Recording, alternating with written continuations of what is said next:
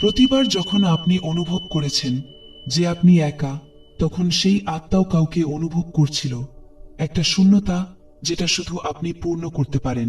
প্রতিবার যখন আপনার হৃদয়ে এক হালকা ব্যথা জেগেছে, তখন সেই আত্মাও অস্থির ছিল, কারণ না জেনেই আত্মারা একবার যুক্ত হয়ে গেলে তখন দূরত্ব আর জীবনের সীমাবদ্ধতাগুলো তাদের মাঝে বাধা হয়ে দাঁড়াতে পারে না।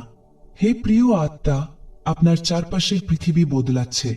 মহাবিশ্ব আপনাকে বলতে চায় যে এখন সেই বিশেষ আত্মা আপনার কাছাকাছি আসতে চলেছে, আর সেই কারণেই আপনার চারপাশের জগৎ পরিবর্তিত হচ্ছে। প্রকৃতি ধীরে ধীরে আপনাকে প্রস্তুত করছে।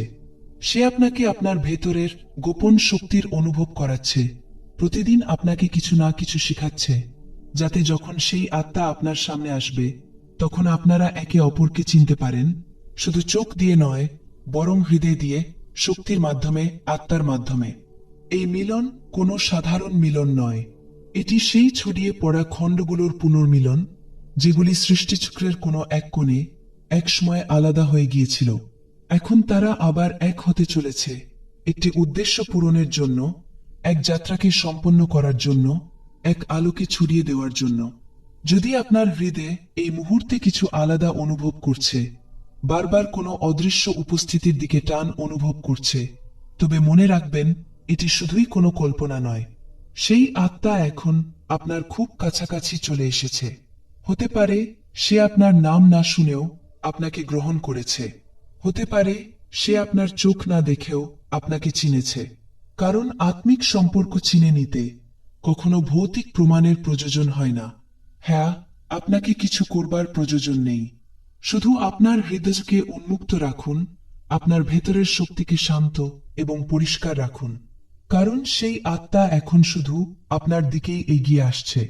সেও ঠিক সেই শক্তির ইঙ্গিতগুলো বুঝতে পারছে যেগুলি আপনি আপনার ভেতর থেকে পাঠাচ্ছেন, এবং খুব শীঘ্রই সেই মুহূর্ত আসবে যখন আপনারা দুজন একে অপরকে একই মুহূর্তে চিনে নেবেন।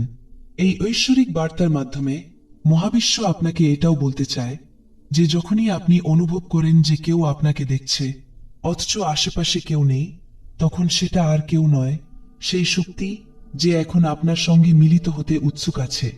সেই শক্তি এখন আপনার চারপাশে ঘন হয়ে উঠেছে।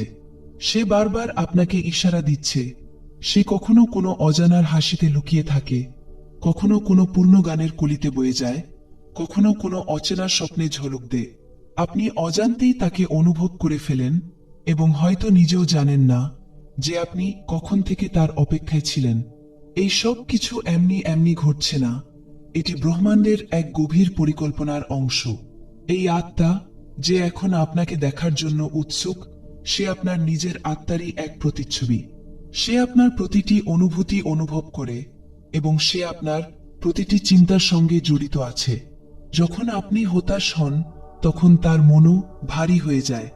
যখন আপনি হাসেন তখন কোথাও না কোথাও সেও হাসে, এটা না জেনেই যে খুশির আসল কারণটি কি। এখন সময় এসে গিয়েছে যে সেই আত্মা আপনার সামনে প্রকাশ পাবে।